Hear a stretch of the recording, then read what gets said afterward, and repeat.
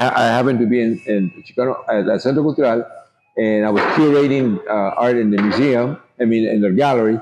So I came up with a show called No Border Show because I wanted to reach out to the other side, invite artists from the other side, our brothers and sisters, and we did that. We brought Tijuana, Tecate, and not only did they come and exhibit it, but they also came and painted a mural right at the heart of Barrio Logan. There was a mural there called Sueños. La vida es un sueño, life is a dream. That's the one with all the sleeping faces on it. 100 sleeping faces.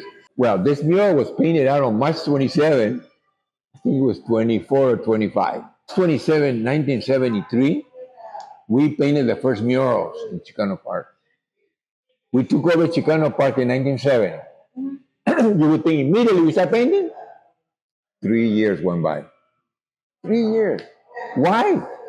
Because they could not tell us, go ahead and paint. We had to ask permission. We try to work with the city, with the state. They never would tell us yes until finally we say, fuck you, we're going to do it anyway. We were organized, el Congreso de Artistas Chicanos en Aztlán, the CAC, CACA. That's what we were. Group of about a dozen Chicano artists, all powerful. We decided and we did it. We went up on the first wall of Chicano Park, started painting. When you go up Sampson towards Logan Avenue, on this side, Logan and Sampson, you see a wall with graffiti. Fuck you eyes and nasty as shit. That's the wall they erased. Everybody was so fucking angry about it. So we finally decided, fuck the owners, fuck the city. We're just gonna fucking do it. Like we always do things. So we're doing a new technique called polytab. You see, it's a cloth like this. See, this is raw, unpainted. It's a synthetic fiber called polytab. And what we do is we coat it, two coats, and we paint on it. And then we go to the walls and we glue them on it. This is the way it was. La vida es un sueño. Life is a dream. And now it's gonna say La vida es un sueño. Wake up, sleeping giant. And we add in the all our homies hate ice. And so we're kind of repeating it, but what it's time to open up their eyes. See? They're not sleeping anymore. They're opening up their eyes. We painted about 50% of it, and now they're going to finish the other 50% in Mexicali. Then they're going to bring it here, and then we're going to glue it on the wall. A lot of the mural work that I've been doing, like with Sarah and Mario, once they saw my style of art, they were like, "Oh my god!" Like super supportive and just like wanting me to be on like a bunch of their projects and helping paint things and I love it. I've honestly had the best time working with them. The Sueños mural was super inspiring for me.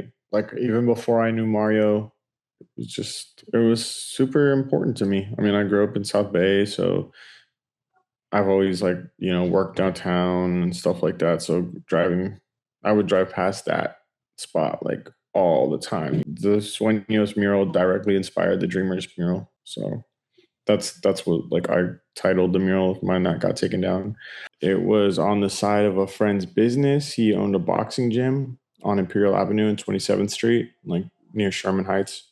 It was just meant to be something like uplifting for the community. I always kind of thought about it like something that I had made with a lot of intention. The palette was like using a bunch of different references from the different businesses in the area. The fruteria, um, the dulceria, and like the different salons and stuff that are over there. I wanted to like use the colors that were already like in that part of the neighborhood. There was a new business that moved in there. The boxing gym had been closed for like over a year. So I kind of knew it was like gonna come to like an end at some point. We had left, like I had left my information there a few times. Mario, Sarah had reached out to them a few times, like leaving information to try to get a hold of them, and also letting them know that it's like a piece of public art. It's a piece of the community. It's not something that you can just like take down.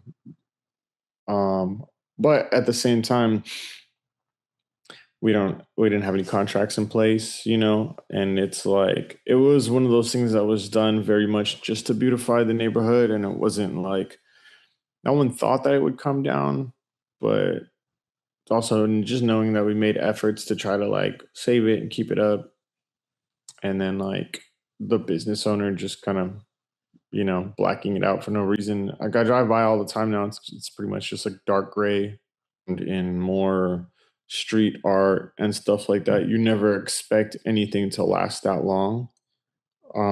So the fact that it did, I feel like it had left a positive impact on the people in the community.